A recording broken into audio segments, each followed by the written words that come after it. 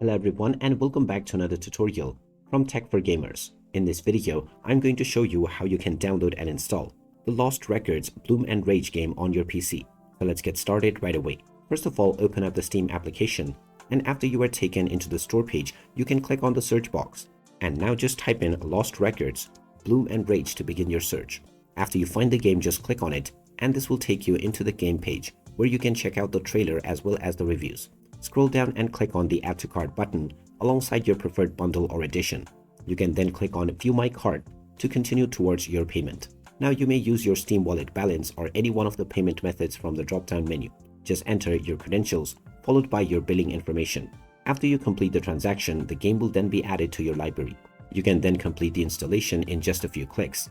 And once it is done, you can start enjoying the Lost Records Bloom and Rage game on your PC. So there you have it. That is how easy it is to download and install the Lost Records Bloom and Rage. If you find this video helpful, don't forget to hit that like button and subscribe to our channel for more useful tips and tutorials. Thanks for watching, and I will see you again in the next one.